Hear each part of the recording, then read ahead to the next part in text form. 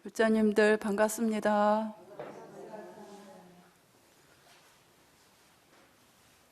우리가 지난번에 종지용출품 배웠죠?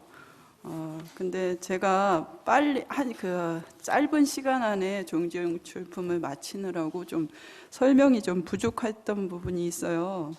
거기 우리말 법화경 사경책은 4권, 여기는 94페이지고요. 그리고 한문으로는 법화경 사경 5권째, 거기 한문 100페이지 펴보세요.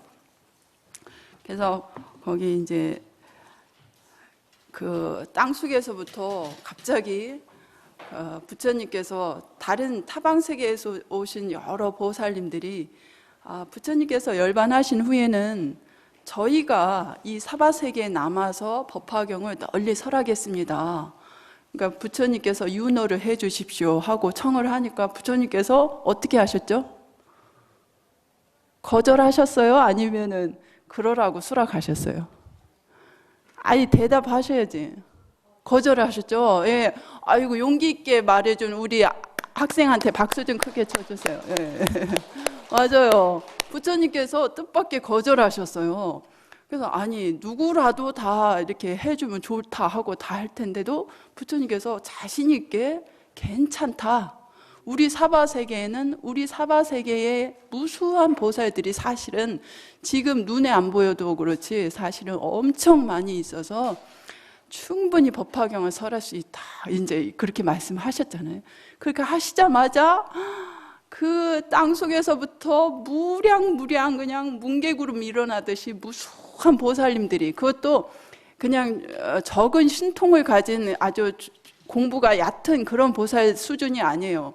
부처님 광명 그 30 이상을 다 갖추고 부처님 황금빛 광명을 띠고 아주 공부가 아주 굉장히 수승한 보살님들이 한도 끝도 없이 나오는 거예요.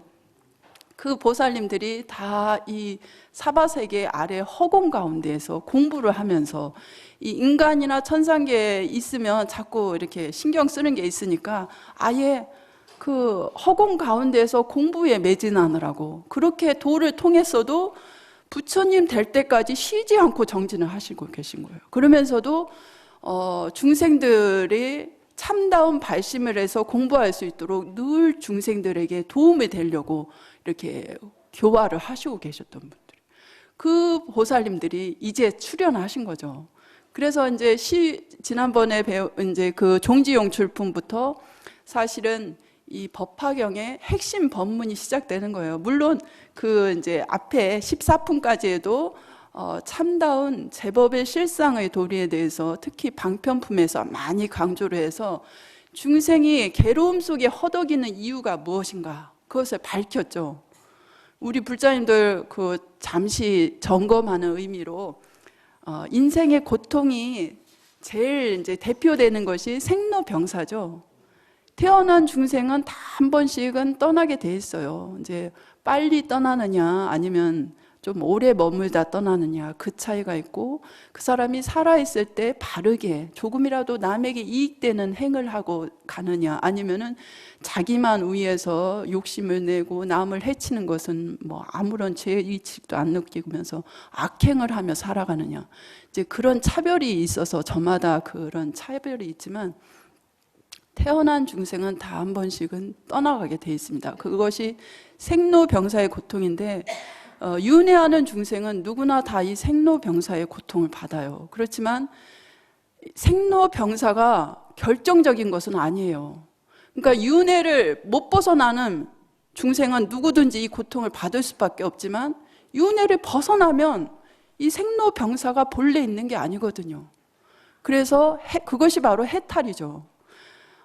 내가 병들고 싶어서 병드는 사람이 없잖아요. 그냥 자기가 병들고 싶지 않고 나는 영원히 살고 싶고 행복해지고 그렇게 아주 내가 사랑하는 사람과 헤어지기 싫고 다 그렇게 누구나 자기가 바라는 희망이 있지만 그것이 마음대로 안 돼요. 자기 뜻대로 안 되는 이유가 그것이 이제 업의 그물이죠. 자기가 전생부터 지은 업이라든가 이번 생에도 자기가 우리는 지금 이 순간에도 쉴 새 없이 생각을 머물지 않고 항상 사량 분별을 하고 있거든요. 그러면서 쉴 새 없이 좋은 생각, 나쁜 생각들이 오고 가고 이것이 이제 한 찰나간에 900생멸을 한다고 합니다. 그래서 내 마음의 번뇌가 쉬지 않고 출렁출렁 파도를 치니까 내 참다운 지혜가 드러나지 못하는 거예요. 그래서 이제 대표적인 우리 인생의 고통이 생로병사지만 그 뭐 세부적으로 말하면 각가지 고통들이 다양하게 있죠. 그런데 이 모든 고통의 실마리가 어디에서 출발했느냐 하면 그 12연기법에 보면은 제일 먼저 인생고의 출발이 뭐였어요? 무명이었죠. 무명이라는 것은 지혜가 없다는 뜻이에요. 그러니까 참다운 진리를 깨닫지 못했다는. 그래서 진리를 깨닫지 못했기 때문에 가진 망상 분별이 나오는 거예요. 그 대표적인 것이 뭐냐면 사실 실제 지혜의 눈으로 보면 있지 않은데 인연으로 인해서 존재하는 것을 우리는 있다고 생각을 하는 거고, 또 지혜의 눈으로 보면 분명히 있는데 우리 중생의 안목으로는 그게 안 보여요.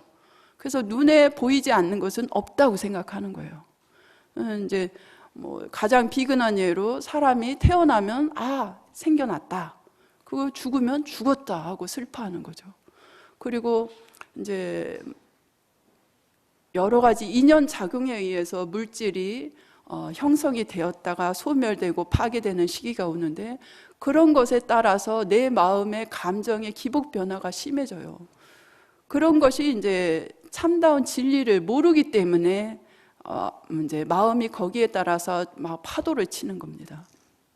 그래서 인생의 근본 괴로움은 본래 있는 것이 아닌데 진리를 모르기 때문에, 그러니까는 모든 생명의 실상을 몰라서 겉으로 드러난 인연에 따라서 우리가 좌지우지 되기 때문에 거기에 따라서 우리는 크나큰 고통과 또 거기에 또 자기가 바라는 대로 되면 또 엄청 기뻐요.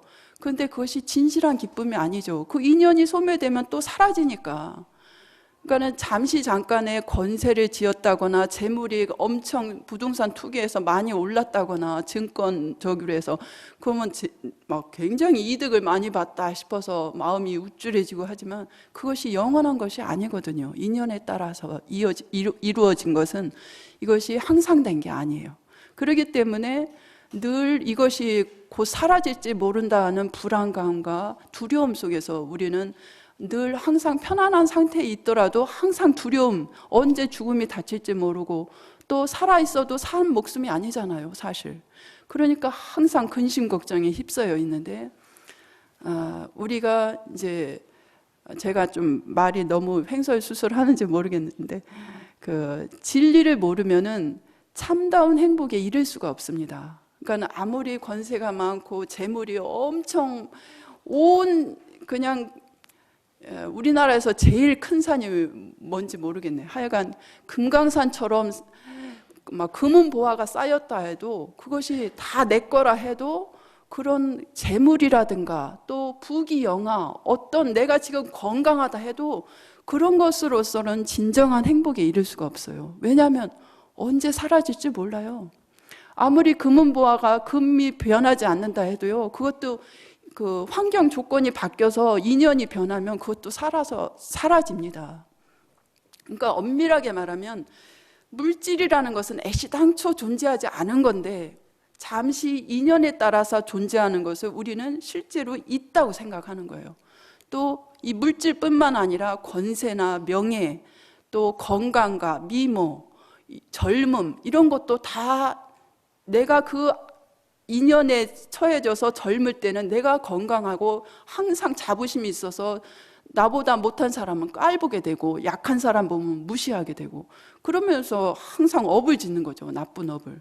자기보다 못하거나 가난한 사람 보면 그 사람의 본성도 나와 다르지 않는데 그 인연, 그런 인연에 처해졌을 뿐인데, 그러면은 내가 조금 더 나은 환경에 있어서 힘으로나 건강상으로 힘으로 도울 수 있고 재물로 도울 수 있다면, 나보다 못하고 어려운 처지에 있는 사람은 기꺼이 도와주려고 하고, 정말 자비 보살행을 하는 것을 내가 무슨 뭐 어떤 상을 내려고 하는 게 아니라 정말로 나한테 공덕을 지을 수 있는 아주 귀한 그런 기회를 나한테 준 거다 하고 기쁜 마음으로 보시라 하고, 이렇게 남을 돕는 마음을 기꺼이 하고 해야 되는데, 그런 사람이 참 드물거든요. 그러니까 끊임없이 이제 우리는 똑같이 평등한 불성에서도 시작을 했는데, 갖은 진리를 모르기 때문에 갖은 분별이 나와요. 거기에서 잘못된 행동을 함으로써 무수하게 업을 짓게 되죠. 그래서 대표적인 그 분별망상의 그 고통의 책임이 뭐냐면, 우리 부자님도 다 아실 거예요. 중생을 진짜 참다운 생명의 저기를 목숨을 빼앗는 것이 세 가지 독이에요. 그 대표적인 것이 뭐죠? 삼독이라고 하죠. 탐욕심, 그리고 성냄, 어리석음. 예, 모두 잘 아시고 계시네. 박수 좀 크게 쳐주세요. 우리 뭐. 네. 이 아시는 것만도 상당한 거예요. 그래서 이제 이 탐진치가 내 마음속에 한 점 티끌도 남아있지 않아야 정말 참답게 깨달았다고 할 수 있는 거예요. 내가 조금 그 이치를 통찰을 해서 지혜가 조금 열렸다 해도 그것이 실천을 통해서 정말 참회와 거듭된, 내가 욕심이 날 땐 더 자꾸 베풀어야 돼요. 그래서 베푸는 연습을 하다 보면 베푸는 데서 오는 무한한 기쁨이 있어요. 그냥 쌓아두는 것보다 100배, 1000배 낫습니다. 그리고 건강에도 좋고, 그리고 성질을 내는 것보다 화딱지가 났을 때 성질 내서 그것이 풀리느냐 하면 풀리지 않아요. 화는 자꾸 더 화를 불러. 그래서 성질을 조그맣게 냈던 사람이 자꾸 하다 보면요, 막 불같이 화를 내고 나중에는 그것이 그 집안을 전체 다 멍들게 하고 자기 자신도 건강이 크게 악화가 되거든요. 근데 이제 화를 내는 것이 스트레스 풀리는데 좋다 싶어서 막 해버릇하면 끝도 없이 자기 목숨에 해칩니다. 그리고 어리석음도 그렇고, 어리석음이야말로 가장 우리 괴로움의 아주 주범이죠. 그래서 이제 자기가 오만하다는 이렇게 오만한 생각이 자기를 아주 이렇게 해를 가리는 거예요. 자기 마음에 진짜 참다운 지혜 공덕을 우리 분별망상 가리는 것 가운데 대표적인 것이 이제 우리 부처님도 아까 말씀하신 대로 탐욕과 성냄과 이 어리석음, 이것이 가장 큰 먹구름인데 그것이 한 티끌도 내 마음속에 없어야 되는 거예요. 그래서 우리가 그것을 알고 내 마음을 자꾸 비추어 봐야 됩니다. 부처님 마음에 견주어서 부처님의 그 맑고 청정하면서 무한한 자비. 부처님은 저기 대구의 어느 큰 사찰에 작년인가 언제 보니까 이게 이제 불교 사찰은 다른 타 종교와 달리 이렇게 문을 닫지 않잖아요. 그러니까는 타 종교인이라고 해서 가로막거나 못 들어가게 하질 않아요. 근데 힌두교라든가 다른 타종교인들은 이슬람교도 마찬가지고 여기 신도냐는 걸 꼭 확인을 합니다. 그래서 신도 아닌 사람은 들어가질 못하게 해요. 근데 우리 불교는 그냥 다 가림이 없이 다 넓은 품 안으로 허공처럼 다 받아들이거든요. 그러니까 어느 날 이제 그 목사님이라고 하던데, 그분이 새벽에 그 법당에 들어가서 대웅전 부처님 앞에 막 얼마나 훼손을 했는지, 이제 잠시 좀 술이 과해서 그런 범행을 했겠지만 부처님 닭인 물에다가 오줌을 싸고 막 온갖 모욕적인 행동을 하셨다고 그게 신문에서 제가 잠깐 봤어요. 나중에 뉘우쳤겠지만 참 그런 이제 부처님을 크게 욕되게 해도 부처님은 마음은 허공과 같아서 그 사람에 대해서 오히려 연민의 마음을 갖지, 왜 자식이 함부로 못된 짓을 하면 엄마 마음이, 아버지 마음이 그 자식 나를 속썩인다고 해서 막, 요즘엔 또 그 부모 자식 간에도 이렇게 폐륜적인 행동이 막 완전히 윤리가 바닥이 나는 것처럼 그렇게 당신을 잘 돌보지 않는다고 해서 막 자식한테 못된 짓도 하시는 경우도 있고 하는데, 사실 본래 부모님 마음은 안 그렇잖아요. 자식이 못되면 남들한테 손가락질 받으면 내가 받는 것보다 더 괴로워하는 것이 부모 마음이거든요. 그러니까 부처님도 그래요. 중생이 아무리 당신을 욕을 하고 모욕적인 언사를 하더라도 더 가엾이 여긴다고요. 그래도 저 중생이 완전히 인연이 없으면 제도하지 못할 텐데 그래도 나한테 와서 부처님 공약물에다가 함부로 오물을 끼얹고 막 그 똥바가지를 가지고 와서도 퍼붓고 막 그런다고 그래요. 그렇게 하더라도 이 인연으로 해서, 이것도 악행의 인연이잖아. 그러니까 인연이 전혀 없으면 제도를 못하지만 인연의 실마리가 나쁜 인연이라도 이것으로 인해서 나쁜 가보를 받을지언정 인연이 한번 지어져서 내가 언젠간 반드시 구원할 수 있겠구나 하고 더 가엾이 여기고 자비롭게 여기거든요. 그래서 이제 그 부처님 마음을 우리도 닮아가야 됩니다. 그래서 이 인생의 무수한 나고 죽음의 고통, 거기에 따르는 무수한 갖가지 그 말할 수 없는 괴로움들이 사실은 우리가 진리를, 참다운 우리 마음의 고향을 깨치지 못하면은, 그리고 마음의 고향이 원래 평등하고 조금도 차별 없이 부처님의 마음이라는 걸 아는 것이 굉장히 중요한데, 여기에서 알기만 하고 행동으로 실천을 하지 않으면 그것은 또 그만한 공덕이 발휘가 안 되겠죠. 그래서 대표적인 실천행이 보통 육바라밀이라고 하죠. 예, 그래서 육바라밀, 거기에서 이제 대승 저기에서는 중생을 위해서 4가지를 더하죠. 그래서 보시, 지계, 인요, 선정, 지혜, 이 육바라밀에다가 다시 중생의 각가지 근기에 맞게 어린이는 어린이에게 걸맞는 언사를 써야 되고 애들이 좋아하는 취향대로 해줘야 되거든요. 그러니까 또 성숙한 사람은 성숙한 대로 지적인 그 이제 요구대로 논리적으로 설명을 해야 되고, 그래서 방편이 참 중요한 거예요. 그래서 바른 방편이 있어야 중생을 바르게 인도하거든요. 그래서 방편, 그리고 중생을 위한 원력, 원과 또 이제 원이 깊어지면 거기에서 힘이 나옵니다. 그래서 력, 그리고 거기 이제 참다운 방편, 원, 력, 지. 여기에서 지는 정말 참다운 그 부처님 지혜를 말하는 거예요. 그래서 이 십바라밀, 이제 이 바라밀 수행이 이제 우리가 남을 위해서 하는 것이 아니라 우리 전체를 위해서, 남이라고 생각하는 사람은 사실은 우리 참다운 부처님의 눈으로 보면은 남은 아무도 없어요. 다 우리예요.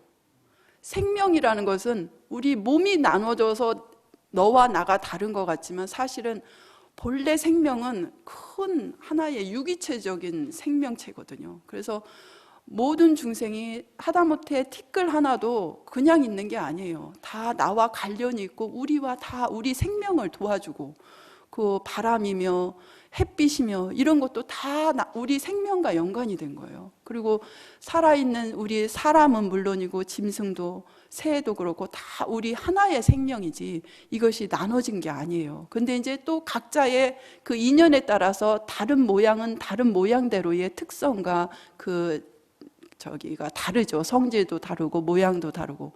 그렇지만 그것은 겉의 모습이고 근본은 다르지 않다는 거, 우리의 한 생명이라는 거, 그것을 명심해서 끊임없이 이 보살행을 수행하는 것이 이 부처님의 께서 말씀하신 행복에 이르는 길입니다. 그래서 대표적인 그 이제 서원의 행으로서 4가지 사홍서원이 있죠.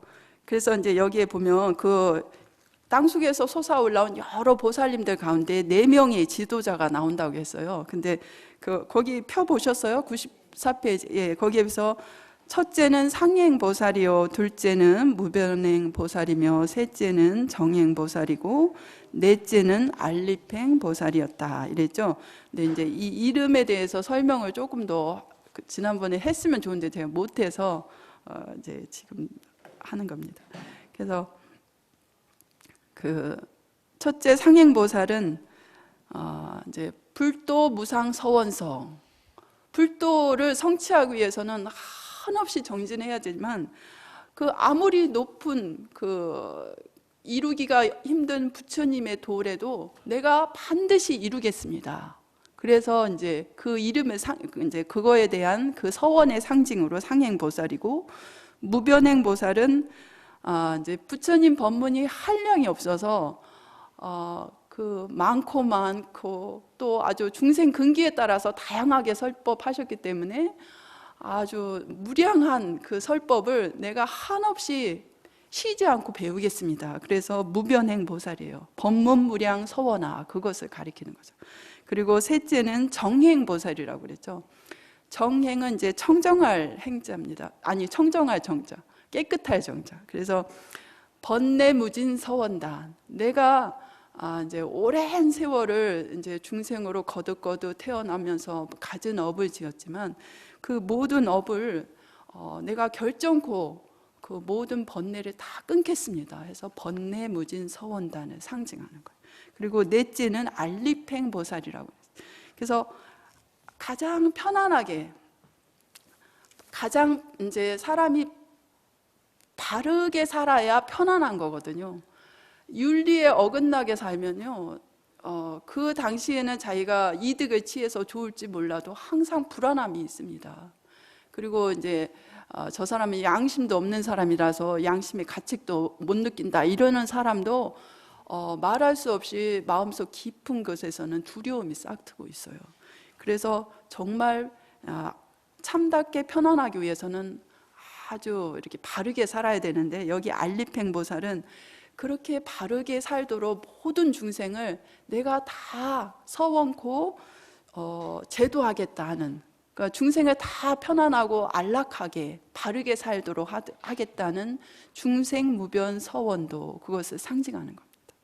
그래서 또 이제 그렇게 해서 이 네 분의 보살님들이 그 많은 보살님들을 데리고 와서 이제 부처님께 문안을 여쭙고, 그런 광경을 미륵보살님과 다른 보살님들이 처음 보고 놀래서 부처님께, 아니 난데없이 이 보살님들이 땅속에서부터 솟아나왔는데 이분들은 어디서 왔고 어떻게 언제 발심을 해서 수행을 했간디 이렇게 우리보다 100배 1000배나 뛰어납니까? 그리고 누가 이분들의 스승이냐고 이제 질문을 하죠. 그랬더니 석가모니 부처님께서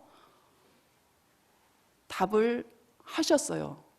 그래서 사실은 내가 이 사바세계에서 성불을 해서 이 많은 보살들을 내가 교화시켰다. 내가 스승이다. 그러니까 미륵보살이 황당해서, 부처님 성불하신 지 불과 40년 정도밖에 안 됐는데 어떻게 해서 이렇게 많은, 이렇게 뛰어난 보살들을 다 이렇게 성숙하게 만들었단 말입니까? 이해가 안 가는 거예요. 그러니까 이제 여기에서 조금 그 부소자노라고 그러죠. 그러니까 이제 한자로는 그래요. 아비부자. 아버지는 젊고, 아버지는 새파랗게 젊고, 아들은 막 늙은 사람처럼, 이렇게 뛰어난 보살들이 한두 명도 아니고 막 이렇게 많은데, 부처님은 너무나 젊으시잖아. 이제 물론 이제 한 70세쯤 되셨으니까 젊지는 않지만 그 교화할 수 있는 사람이 그 교육 수준이라는 게 있잖아요. 그런데 이렇게 많은 보살들을 교화하려면 부처님이 연세가 엄청 많으셔야 되는데, 그 깨달으신 지 불과 40년 정도밖에 안 됐는데 이렇게 많은 보살님들을 이렇게 제도했다는 건 믿어지지가 않습니다 하고는 막 그 사연을, 저는 부처님 말씀을 100% 믿으니까, 그냥 부처님은 거짓이 없으니까 믿으려니 하고 있지만, 말세의 중생들은 신심도 약하고 지혜도 약하기 때문에 분명히 의심을 할 겁니다. 그러니까 부처님 도대체 좀 납득이 가도록 좀 설명 좀 해주십시오 하고 지난번에 끝났죠. 그냥 간단하게 오늘은 이 종지용주품은 이 정도 설명으로 마쳐야 되겠습니다. 아이고.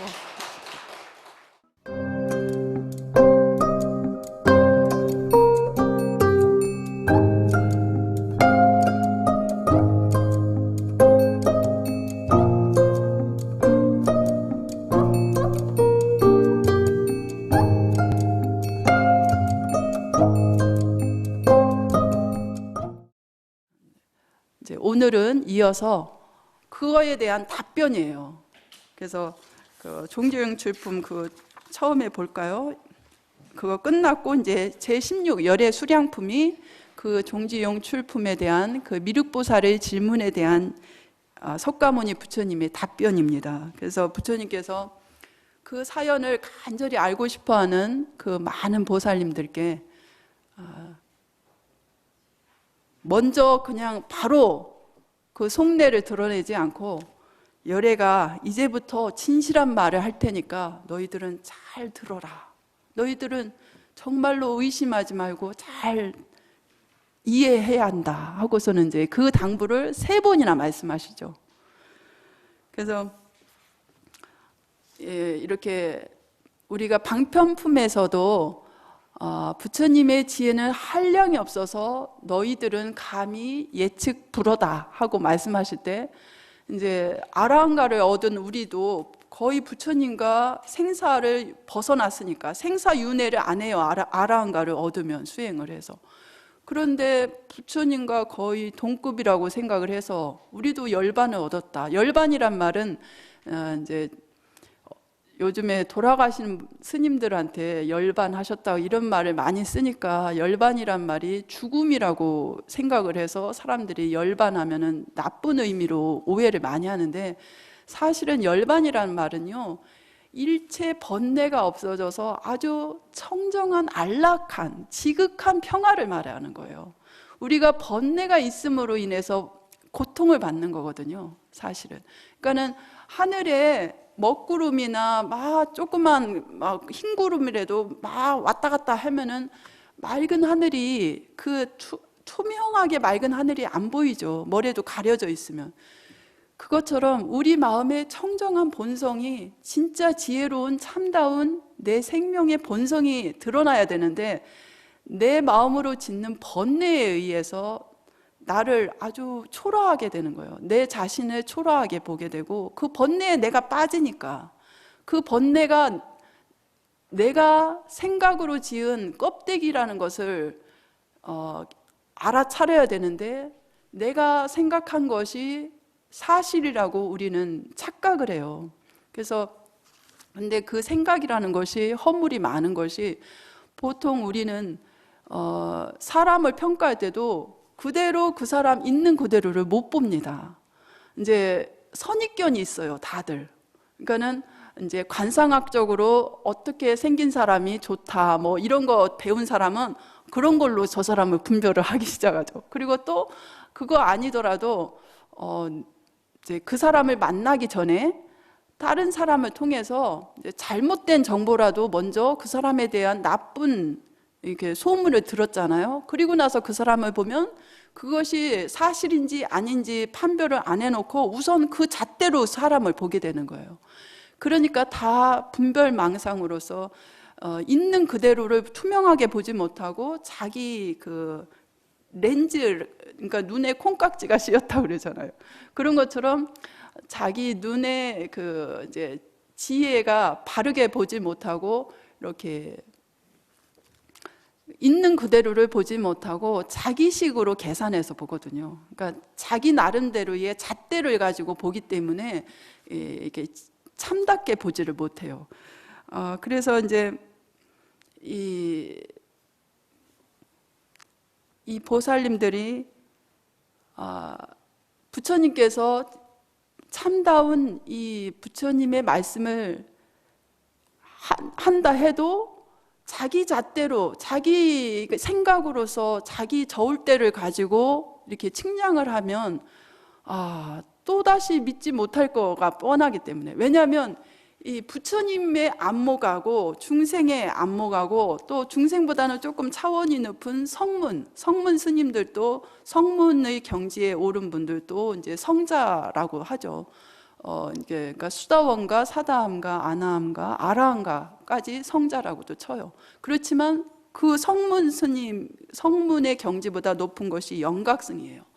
영각승보다 더 높은 그 지혜의 안목을 가진 분이 이제 보살이죠.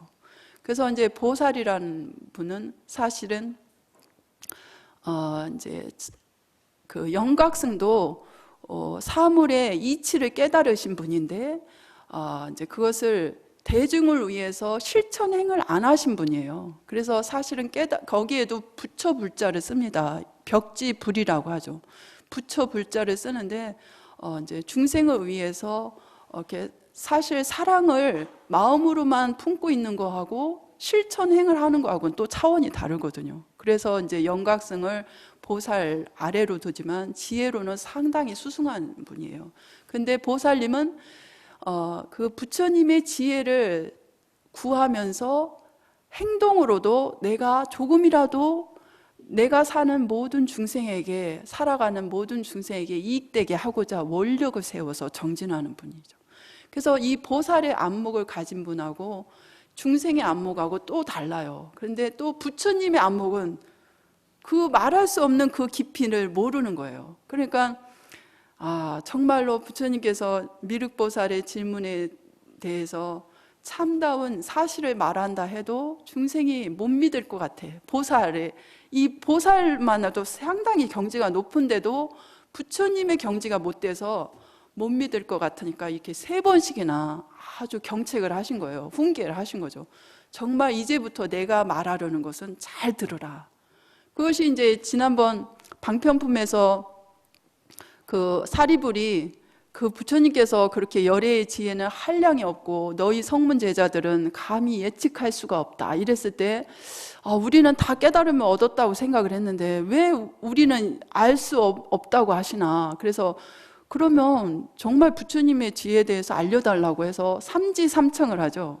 그래서 이제 사리불이 간청했는데도 부처님이 아이고 간도라, 너희들은 아직 때가 이걸 들을 만한 그 지혜가 아직 밝지 못해서 내가 설해도 못 알아들을 것이다 하고 3번이나 거절을 하셨는데 3번이나 거절했어도 거듭 요청을 하니까 그만큼 간절하게 배우려는 자세가 돼야 부처님이 설법을 하시는 거예요.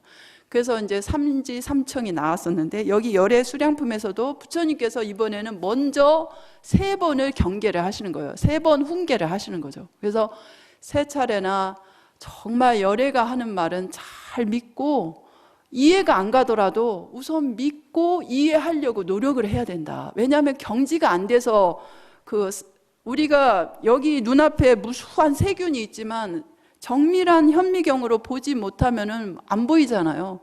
그러니까 그만한 안목이 안 되면은 우리는 안 보인다고 해서 없다고 부정을 하는데 없는 건 아니거든요. 그런 것처럼 내가 하는 진리를 너희가 깨닫지 못했더라도 그것이 이제 내가 알지 못한다고 해서 부정하면 안 된다. 너희 차원을 높여야지. 이 진리를 깨친, 참다운 진리를 깨친 이 붓다, 정각자라고 그러죠. 바르게 깨친 정각을 성취한 부처님의 말을 이것은 정말 믿고 이해를 해야 한다. 이해하도록 노력해야 된다는 것을 3번이나 강조를 하세요. 그러니까 그 3번 이렇게 훈계를 하실 때마다 이제 미륵보살이 부처님, 저희들은 부처님 말씀이라면 정말로 열심히 듣겠습니다. 제발 말씀 좀 해주세요 하고 거듭 이제 청하죠. 그래서 이제 이것은 그 방편품에서는 이제 삼지삼청이라고 하지만 이것은 이제 삼계삼청이라고 합니다. 부처님께서 먼저 3번 훈계를 하시고 미륵보살이 3번 거듭 이제 설법을 해달라고 조르는 거죠. 그래서 이제 그렇게 이제 3차례 이제 부처님 제발 말씀해 주세요. 저희들이 잘 알아듣도록 노력하겠습니다 하고 이제 듣는 사람의 자세가 이렇게 갖춰졌고 이제 3번이나 하고도 또 다시 하니까 부처님께서 이제 이제는 내가 설해야 되겠다 하고 말씀하시는 것이 이제 여기에 나와요. 그래서 이 내용을 간단히 제가 이제 요약을 하면 너희들은 지금까지 우리도 그랬죠. 우리도 석가모니 부처님이 인도 그 카필라 성에서 정반왕과 마야 부인을 부모님으로 해서 태어나셨다고 알고 있잖아요. 그리고 이제 깨달음을 붓다가에서 성취하시고 사라쌍수에서 열반에 드셨다. 80세에. 그렇게 우리는 역사적으로만 알고 있는데, 역사적인 부처님으로만 알고 있는데, 그것은 이제 역사에 나오는 부처님과 사실이죠. 그렇지만 그것이 사실이 아니라는 것이 아니라 그 석가모니 부처님 그 모습이 진짜 내 본체가 아니다. 그러니까는 내가 지금 70이 넘어서 너희들에게 이렇게 도솔천에서 내려와서 인도 마야 부인의 태 속에 들어가서 태어나서 내가 이제 결혼을 해서 아들을 하나 낳아놓고 출가를 하셔서 정말로 이제 참된 진리를 깨우쳐서 여러 제자들을 가르쳐서 지금까지 온 걸로 너희들이 보지만 이것이 사실이죠. 사실이지만 이것이 내 참모습은 아니다. 내 참모습은 사실은 이것은 방편으로 내가 너희들에게 태어나서 보이는 거고 열반도 방편으로 보이는 거지 이것은 내 참모습이 아니다. 그럼 무엇이 부처님의 참모습인가? 그것이 나옵니다. 그래서 그것을 부처님의 참모습은 사실은 원래 도솔천에서부터도 내려오질 않았어요. 이 세상에 한 발자국도 나오지 않고 제도를 하시고 계신 거예요. 그리고 열반하셨다고 우리는 80세 열반하셨다고 알고 있지만 열반하신 것은 방편으로 이렇게 이제 드라마틱하게 왜 연출을 하잖아요. 그렇게 중생들을 깨우치기 위해서 열반을 보인 거지 그것이 사실이 아니다. 그것은 방편으로 보인 거지 너희들은 눈에 보이는 현실만 그것만 가지고 그것이 사실이라고 하지만 진짜 사실은 부처님의 참된 생명은 영원하다는 거예요. 그래서 이제 여기에서는 구원이라고 하는데 이것이 뭐 내가 너를 구원해 준다 할 때에 그런 건질 구자가 아니고 오렐 구자예요. 오렐 구자에다가 멀원자 씁니다. 그래서 구원이라는 말을 이제 헷갈리니까 그냥 영원이라는 말이 제일 나아요. 그래서 사실은 열애는 이 사바세계에서 너희들이 알고 있는 것처럼 40년 전에 내가 성불 한 걸로 알지만 그게 아니다. 나는 까마득한 옛적에 이미 성불을 했다. 그리고 너희들을 이번 생에 내가 제도하는 것 같지만 수억 겁의 전부터 너희들을 여태까지 교화해 온 것이다. 그것을 이제 이해하지 못하니까 이제 여기에 부처님께서 지난번에도 그랬죠. 수가 너무 많아서 헤아릴 수 없는 수나 하도 넓은 공간 이것을 헤아리지 못하니까 이제 보통 시간 단위로 할 때 항사겁이라고 하고 그러니까 지난번에 겐지스 강을 강가를 항하라고 쓴다고 그랬죠. 그래서 겐지스 강의 모래알을 항하사 줄여서 항사라고도 한다고 그랬는데 그런 모래알처럼 무수한 그 모래알 하나하나마다 1겁으로 친다는 거예요. 1겁이라는 수가 인간의 그 수 개념으로 치면 1000만억이에요. 1000만억의 시간 단위예요. 그런데 모래알 수만큼의 그 겁수면은 그러니까 항사겁이죠. 얼마나 오랜 세월이겠어요. 그런데 그 항사겁으로도 표현이 다 안 돼서 여기에서는 이제 한문으로 표현을 하면 진겁이라고 합니다. 티끌 진자를 써요. 그래서 이제 티끌 하나하나 점으로 쳐서 진점겁이라고도 하는데 이제 어려운 말은 그냥 알고만 계시면 돼요. 그래서 티끌 하나하나마다 한 겁으로 친다는 거예요. 그러니까는 사실 우리가 지금 이 공간에서만도 먼지를 쓸어 보세요. 우리가 눈에 보이든 안 보이든 얼마나 많은 먼지들이 있겠어요. 그 먼지를 하나의 겁으로 치면 얼마나 무수한 세월이겠어요. 그런데 이런 소단위가 아니에요. 여기에 보면 500, 1000만억 나유타 아승기수의 3천 대천 세계예요. 그러니까는 그냥 한마디로 영원이라고 하면 되는데 조금이라도 실감나게 하려고 부처님이 이 진점겁의 예를 들어서 설명을 하신 거예요. 그러니까 이제 구원불이다 이제 하거든요. 여기 열애 수량품에서 말씀하시는 부처님을 우리가 역사적으로 역사에서 우리가 등장한 인도의 그 석가모니 부처님은 역사의 흔적에서 남아있는 부처님이다 해서 적불이라고 하고 여기 부처님 이 열애 수량품에서는 그 석가모니 부처님의 진짜 본체가 뭐냐? 그 실상은 사실은 영원한 부처님이다. 이게 태어남도 없고 열반도 없는 진정한 그 생명의 본원불로서 원래 그 수행을 해서 성불을 한 것이 아니라 본래 깨달아 있는 본래 성불의 그 부처님 수명은 한량이 없고 끝이 없어서 영원한 부처님이다. 그래서 열의 수량품이 바로 부처님의 참다운 생명이라는 거. 그것을 이제 이 열의 수량품에서 말씀하시고 계시는데요. 그래서 이제 그 한량 없는 세월을 다 이제 여기 한번 128페이지 펴보시겠어요?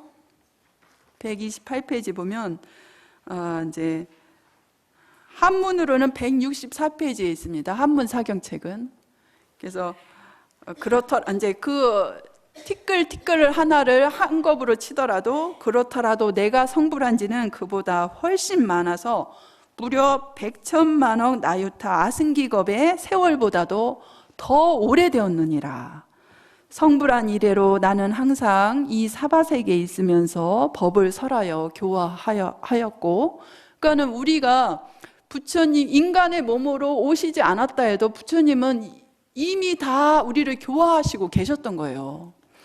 그리고 이 사바세계뿐 아니라 다른 아마 무수한 많은 세계들 속에서도 중생들을 인도하여 이롭게 하였느니라 그랬어요. 그리고 모든 선남자들이여 그런 동안에 나는 연등불과 다른 부처님들을 이야기했으며 또 그 부처님들께서 열반에 드셨다고 말하였느니라. 하지만 그와 같이 말한 것들은 모두 방편으로서 일부러 분별하여 말했던 것이니라 그래요. 그러니까는 부처님의 생명이 원래 무량무수 한량이 없는 영원 불멸이라는 것을 중생들 차원에서 이해하기란 쉽지 않거든요. 특히 이 지혜가 열리지 않은 사람은 자꾸 눈에 보이는 걸로만 잣대를 갖고 따지기 때문에 어떻게 부처님이 80세 열반하셨는데 영원한 생명이라고 하는가 하고 믿지를 않을 수 있기 때문에 부처님께서 처음부터 이 법문을 설하지 않고 이제 정말 부처님 열반하시기 전에는 참다운 진리를 설해야 되겠다 하고 이제 법화경에서 밝힌 거예요. 그래서 여기 연등불이 나오는데요. 이제 연등불은 우리 부처님들도 많이 아실 거예요. 이제 법문을 많이 들으셔서 그 이제 과거에 계셨던 부처님인데 아주 오래전에 과거 부처님인데, 그러니까는 석가모니 부처님이 깨달음을 얻기 전에도 무수한 부처님들이 계셨어요. 또 석가모니 부처님이 열반하시고 나서 미래에도 무수한 부처님들이 나오실 거예요. 우리가 그 주인공이 될 거예요. 왜냐하면 우리도 부처님이 될 수 있으니까. 이렇게 법화경을 공부하면서 내 생명의 근원이 부처님과 다르지 않다는 걸 명심을 해서 노력을 하면 우리는 반드시 부처님이 됩니다. 왜냐하면 아기가 크면 아기가 처음에는 깐난쟁이였지만 점차 자라면 어른이 되잖아요. 그것처럼 우리도 부처님이 될 수 있는 거예요. 그래서 그런 동안에 나는 연등불 부처님도 얘기하고 다른 여러 부처님들 얘기를 했는데, 이 연등 부처님은 이제 과거에 정광열애라고도 불러요. 그런데 이제 연등불이라고도 하는데, 그 이제 인도 말로 하면은 뒷방가라라고 하는데요. 그 연꽃의 환한 등불을 밝힌 것처럼 아주 광명이 찬란하시고 그런 부처님이다 해서 하는데, 그리고 이 연등불은 이제 이 법화경에도 나와요. 우리가 서품에 보면 1월 등명불의 8 왕자들이 묘광보살을 통해서 법화경을 공부해서 나중에 다 성불했는데 맨 마지막에 성불한 부처님이 연등불이라고 나오죠. 이제 이름이 이제 연등불, 이제 그래서 과거에 그 연등불도 나오고 또 이 법화경에서 1월 등명불의 8번째 왕자가 성불했을 때도 연등불이라고 했는데, 그분이 같은 분인지는 저도 잘 모르겠어요. 제가 성불을 해서 이제 깨달음을 얻고 그 억겁의 그 부처님들을 만나 뵙지 못했기 때문에 그거는 이제 잘 모르겠는데 이름은 같아요. 그래서 부처님께서 그런 부처님들을 이름을 설명을 했어도 사실은 그것이 다 이제 사실이긴 사실인데, 역사적인 사실인데 그것이 방편으로 설한 거지, 부처님의 참 생명은 그 태어나서 성부를 무수겁을 닦아서 성불한 그 부처가 본래의 우리 참 부처가 아니고 원래 불생불멸의 참다운 성품이라는 거예요. 그러니까는 반야신경에 불생불멸, 불구부정이 나오죠.